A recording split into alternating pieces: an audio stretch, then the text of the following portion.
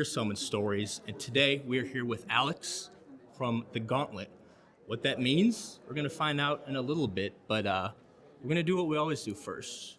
Alex, you could do this for you, or let's do it for the Gauntlet. Okay. So we're trying to summon the Gauntlet right here. We're making our summoning circle. What 3 items or 3 things, concepts, whatever, are we gonna use if we want to summon the Gauntlet? What's the essence of it? Deer antlers, Okay. Huge. knitting yarn, Okay. and dice. And dice. I like that. 'Cause it also sounds like a traditional summoning circle. We could accidentally summon other things with that could be bad, but I like it. Could be good though. Antlers, dice, knitting yarn.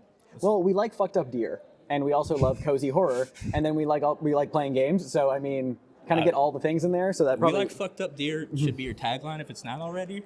we have actually talked about maybe making like a fucked up deer shirt, but yeah, because enough people have talked about it at this point that I'm like, we should make. If you have more than one fucked up deer show up across any of your products, you should own it. We have a lot of fucked up deer. Let's hear about some of your fucked up deer. Sure. So let's start with these Yeah. antlers, the fucked up deer. Yeah, I was about to say. So yes, What games does that represent? that mostly represents Trophy, which is our dark medieval fantasy horror storytelling game about treasure hunters going off into haunted places of the world, and they are doomed, and they are just going to have a bad time.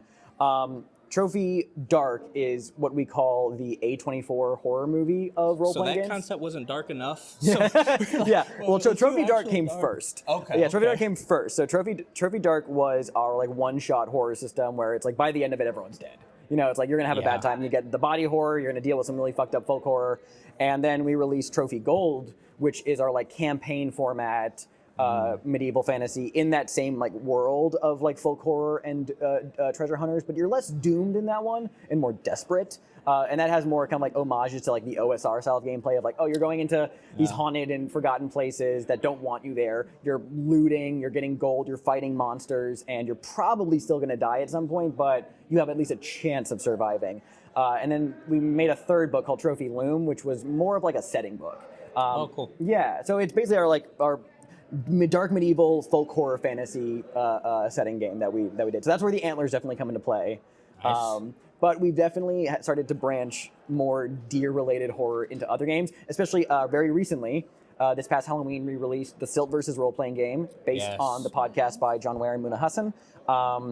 That is a game of folk horror and monstrous divinity, so there's even more room for fucked up deer. Which I feel like at this point just needs to be trademarked because like it's So that's that one of the trifecta there. That's where the antlers come into play. Nice. And the Silt versus. Yeah. You guys are like the official The Silt versus RPG, right? Yeah. So the Silt versus RPG, for those who actually are not familiar, the Silt versus podcast by Askew Productions is this really, honestly, just absurdly harrowing audio drama about a world that is not ours, but it's like ours. It's a world where gods are very real. I think the way that like John Ware pitches it is like it's a world where the Wicker Man works. Like it's like that where that's actually a thing. Yeah. Like, you know, it's where like sacrifices and like worship have been like structured into daily life, and they have been like capitalized by corporations and governments, and it is a game where the gods are real and they are many and they are monstrous. So we are the official role-playing game. Yeah, it was mostly written by Gabriel Robinson of Glowing Roots Press, and Jason Cordova also contributed as well, plus a plethora of other Gauntlet familiar writers. And we are their official role-playing game. Yeah. Amazing. Congratulations. Thank you. And also, if you haven't listened to podcasts, definitely do. Probably you could still play without listening to it. Oh, absolutely. But So a lot of people have been talking about other like podcast IP games, like I know Monty Cook has the Old Gods of Appalachia game, which I understand like that is very constrained by the setting. Like it's very much wants you to be aware of like the world of like what the podcast like presented, like of its lore, of its characters. And while yes, we do have that in the Silt versus game, you actually don't need to even ever listen to the Silt versus in order to play the game. One, just because Gabriel and Jason have done such an amazing job with the text of conveying the setting, but also it's so the setting already was so vague enough and so like loosely structured that you can go into it and the structure we have there is enough to get the vibe across, and then you can just build from there. We do have a list of like recommended episodes if you do want to listen to them, but by no means are you like required to absorb the show in any capacity. So before this you could do work it. as an intro to that terrible place if you want it to be. Yes, the peninsula, the Linger Straits, I believe is what it's called, of the peninsula. Yes. Yeah. Awesome. Yeah. Awesome. I know what it is. Let's shift to that sewing needle then. That would be Brindlewood Bay. course. That was the big one for a while there. Our cozy horror game about a group of elderly women, book club, that solve murders and fight Lovecraftian horrors. It's the Golden Girls. It's Murder, She Wrote meets Call of Cthulhu. And such a good concept. It uses the Carve from Brindlewood mystery system, which was kind of like, I guess, like the big thing about that. Like that really kind of began to apply to all the other Carve from Brindlewood games. Like the Siltverses use it as well, which was the non-canonical clue, or the non-canonical solution to a mystery, where it's like there is no answer, but like you collect clues and then the players get to construct a theory out of it, like emulating deduction and leaning into the genre. So that was kind of like the big thing that I'd say like people like latched onto with that game. And it is very cozy and very creepy. Yeah. Very cozy, very creepy. Yeah. Actually, I'm going to talk about that system a little bit, because I love running mysteries. I do it the hardest way possible, and I think it's such an interesting approach that system uses. If you mentioned it, but if you talk about it a little bit more, absolutely. Specifically how you could use this, because there's so many games that like solve this mystery, but this is the first I felt that like the mechanics, it's its own thing and really works for it. Yeah, and don't get me wrong, I'm also 100% a traditional mystery guy too. I love running mysteries that do have, like, I know where the answers are. I love those. And so yes, the Carve from Brindlewood system, basically the GM doesn't know what the answer to the mystery is going to be. Now, obviously in Brindlewood Bay, that would be the who did the murder. In our other game, our Victorian monster hunting game, The Between, that would be like questions about figuring out how to approach the situation. Same as the Siltverses, answering those questions to figure out like how to resolve these situations. The players are going around, they're interacting with the world, they're interacting with the characters, and they are looking for clues. Now, each of these scenarios in these Carve from Brindlewood games come with a list of 20 clues with them that the GM can then dole out where they see fit, and there are also mechanics where players can create clues themselves, like just come up with ideas, as long as it doesn't like spoil the whole mystery. They can't like have it all be answered with the clue they come up with. And then when they decide they're ready for it, they will do a theory move to assemble the clues they have found into a cohesive theory. They will explain, here's where this comes into play, here's what this contextualizes. You know, if you're solving a murder mystery in Brindlewood Bay, it'd be trying to figure out, okay, which of our suspects did it, looking at our clues. And a lot of people have said like that it's not like necessarily a real mystery solving game, just because, you know, there is no answer. We like to argue that it is still you're still solving a mystery, because at the end of the day, the theory you're making has to make sense. Like everyone has to agree that, oh, that actually is a plausible answer for this solution. And if nothing else, you're emulating the genre feel of that moment in an episode of Murder, She Wrote, when Jessica Fletcher explains, here's how everything comes together. And yeah, but of course, like, you know, you still have to roll to see if your theory is successful. And all of these scenarios have like a complexity rating, this number that is like how many clues probably you need to not get penalized for the answer. And so you'll find clues, you add them, and if you have over that number, you get to add modifiers to it, but you can still fail the roll. And when you fail the roll, that means your theory is wrong, and then the GM will then, you know, that's like the plot twist moment of like, oh, you think this guy is the killer, for example, and then you roll like a 3, and that's a fail on the dice, because we use powered by the Apocalypse dice rules for most of these games, and then it'd be like, okay, cool, and now you find him like with a dagger in his chest or something, and it's like, well, crap, you know, we have to figure out from there. But you could get it right, and then you resolve the mystery. Or if you roll super high, usually in these games, on the 12 plus results on the dice, you get to have some element of the campaign. Like in the case of Brindlewood Bay, it would be the cult, the midwives of the fragrant void, the ones who are trying to summon this antediluvian horror from the depths of the sea. They might appear somehow in the background. They'll reveal themselves. Or if it's the Between, the mastermind, the Moriarty-like character will show up at some point during the resolution. So yeah, that's kind of how the clue finding and mystery solving kind of like works on like across the board with our games. Yeah, I think when I was first like wrapping my head around it and leaning into it, I was like, this is a way that I guess mechanically supports the thing where if you have run mysteries before, I'm sure you've run into, or if you just ran campaigns in general, where the players come up with, wait a minute, I think this is happening because of this. They said something way cooler than it was, and you're like, could be, and but that's how the game actually works, is the players can come up with this and be right. I mean, like Blades in the Dark did this, I kind of like, popularized, I should say, the concept of making the table a writer's room. Of having it be like, well, we're all playing games and we're all storytellers, and there's no real reason why you can't get more input from your players. And we just took that and made it more of like, yeah, let's make the solution to the actual murder. Because honestly speaking, especially in like horror games, like the best ideas are going to come from the players, because what's going to scare them or what's going to make them.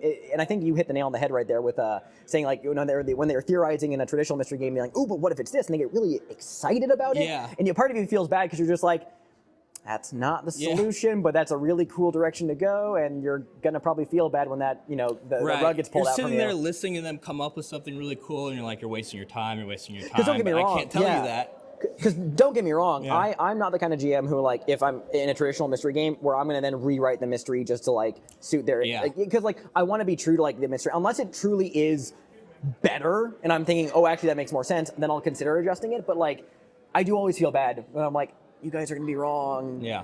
But that's a really cool idea. And I love writing those too, but it takes so much prep. To write a mystery that people can interact with however they want and ruin it by asking the wrong person or figuring it out accidentally right away because you didn't think of every possibility, it's super rewarding to run. Yeah. But it's hard. It's hard. And so these games are great for if you don't have a mystery novel writer as a DM, but you all still are creatives who like mystery, you get to do it yourselves. Because I tell you, like, some of the like craziest and most fun sessions I've ever had have been playing these games. Like Jason Cordova, in charge of the Gauntlet as well, he ran a Brindlewood Bay campaign for me and some others, and I think it was like the second session, and this was our first mystery. I'm not even kidding. Like, the theory we came up with, the basic premise was, a wealthy financier from Boston was discovered dead, washed up ashore. His family's yacht was like, you're investigating his family, trying to figure out what happened. Like, they all claim it was an accident, but like you suspect foul play. And by the end of our investigation, we decided that John Malkovich did it. And the reason we came to that conclusion, again, that's wild and out there, it's because another thing we do in our games is we like to use paint the scene questions. So like, you walk in this location for the first time, the GM will ask one of our paint the scene questions of like, how can you tell looking around this yacht that this family has too much money? And they get to narrate things. And one of our players, Amanda, narrated like, they hired John Malkovich to be here and socialize with the guests. And then the next session we found other clues, and we decided, no, we're gonna take that throwaway detail and and all of our clues combined, but we ended up being like, oh yeah, but it's not actually John Malkovich. It's the murder victim is John Malkovich's secret twin brother, and we had all these clues, and it sounds wild, but it made sense because we connected all the clues, and even Jason, who was running the game, was just like, I did not expect that to make sense, and it did. And we've honestly made some really fun theories that just like I feel like are like, no, that's a compelling. It doesn't feel like we just made it up in the spot. It feels like, oh, that's a really amazing plot that we just constructed there, and it feels satisfying to play. Yeah. And I think it's such a fun experience. Also, it's pretty unique that not a lot of other systems are going to support that. I don't know other games you could accidentally put John Malkovich in and that's your story now. I think you could accidentally put John Malkovich in anything because it would work probably. True. But like mechanically, yes. Fair enough. It's perfectly legal in these games. Yes. Reminded me of something else I was going to talk about. Yeah. That's exciting. Everyone loves John Malkovich here, actually. That's where we're actually at. I didn't realize. Oh, great. Going to these games. What other games do you have coming up? What else do you have coming down that's the great. pipe? So like I said, we just released the Silt Versus game on Halloween.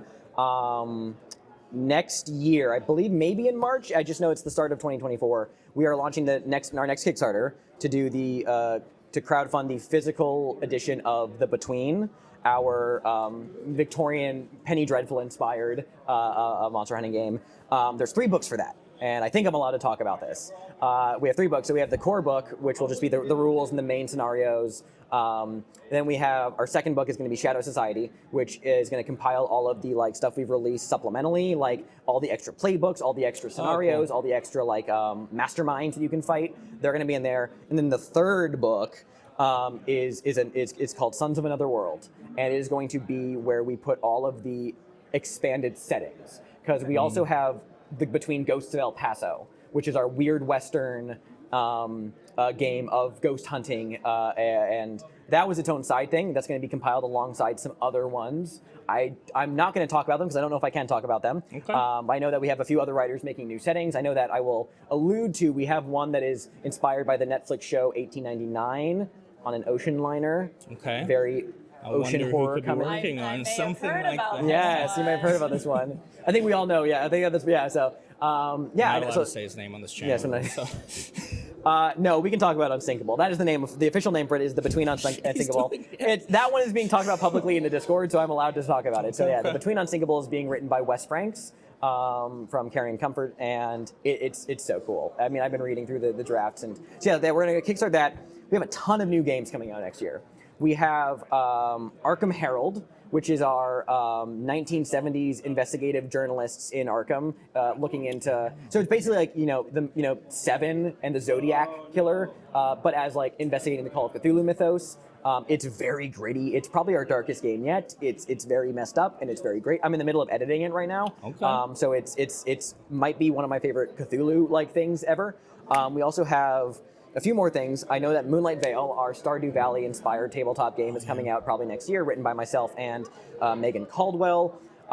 We have Planet Raygun coming out next year, which is our 1970s retro sci-fi like ray punk heist game. Okay. Yeah, it uses this the Brindlewood mystery solving mechanics as well. We also have, I think, Pizza Time is coming out next year. That is the way that me and Jason pitched that. It is Five Nights at Freddy meets Stephen King's It.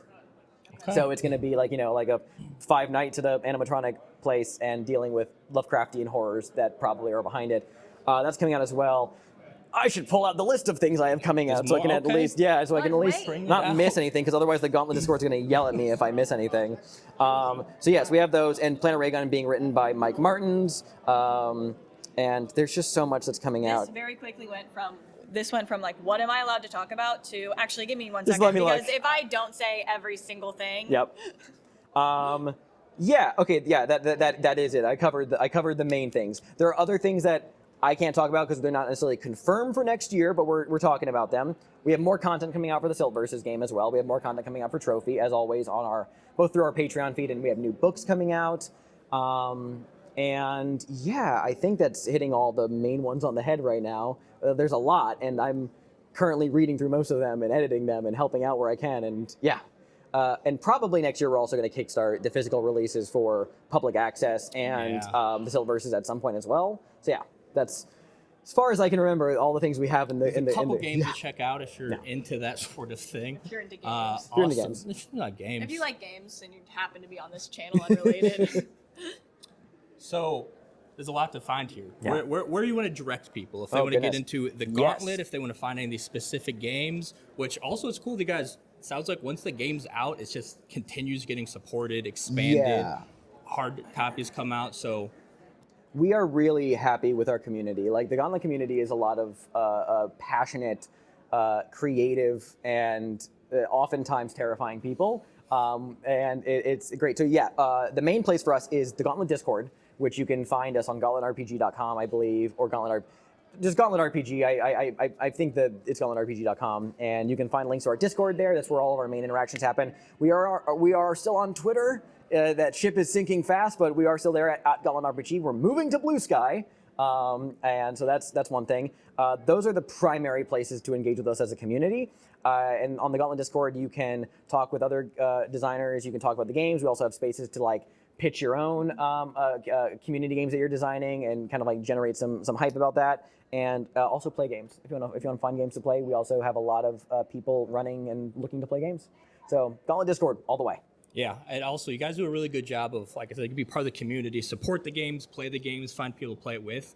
feels like there's a pretty cool pipeline too of people like the more they get involved end up like writing scenarios. That's and what doing happened things to like that. me. Yeah, That's what happened to me. Yeah. That's what happened to almost all of our. That's actually all of our writers, I should say. Like 90%, as far as I know, like Gabriel Robinson, Michael Van Vliet, Megan Caldwell, Mike Martins, all these people. They played Gauntlet games, and then Jason was just like, "You want to write on Trophy, or you want to come write on Brindlewood Bay, you want to come write on The Between," and that's that happened to myself as well. And Jason just is a supermassive black hole of gaming, of just like he's just drawing in a creators. complimentary way. And I'd say so.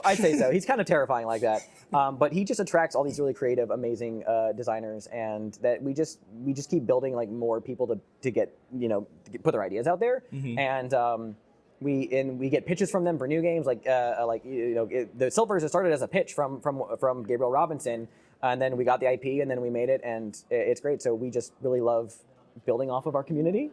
Yeah, so absolutely. And we run writing contests for all of our games as well, usually when they come out. And that is also a really good way of, if you're looking to get into like game design and like maybe get something published, a lot of the supplemental material we release after a game has come out is drawn from contest submissions that don't necessarily like, if they aren't the winners of the contest, we still like have all these like fantastic submissions. Yeah. So we will still like reach out and want to buy them and publish them and get you involved in the Gauntlet world. Yeah. Yeah.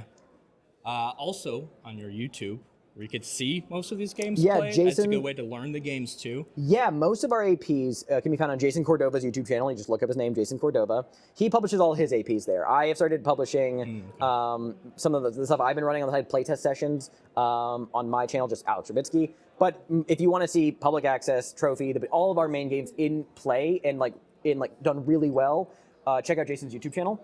I have heard from people who don't like watching APs that they are hooked on watching Jason's videos. So it's also a great way to learn the games. If you're not sure how to if you want to run this but you're not really sure about it and you don't feel confident without like seeing it for yourself, watch the games, because we run them also to teach them. Yeah, So, and it's like the writers and creators also doing it. Yeah. So It's that a lot of also fun. is a cool insight. Awesome. Yeah. Do you have anything else? I've been hogging this. I think no. I was just gonna wrap up now. Okay. Thanks so much for oh no, you shouldn't have given this to me. Yes. This was a mistake. Thanks so much Thank for you. telling us a little bit about the Gauntlet, some of the projects you guys are working on. Have a great PAX. Yeah, you guys too. Yeah. Any final thoughts, messages, slogans that you still want to test out? Slogans, I don't know about that, but gaming is for everyone, trans rights are human rights, everything across the board, and fuck fascists, like, get out of our community. That's basically what it comes down to. Absolutely. And also keep playing games, and don't forget that games are for fun, and have fun with your friends. No matter how harrowing these sound, Yes. you're going to have a great time. Use safety tools, for the love of God, please. Yeah. All right, awesome. Well, thanks so much. This was great. Thank you. And that's it for us then. Bye.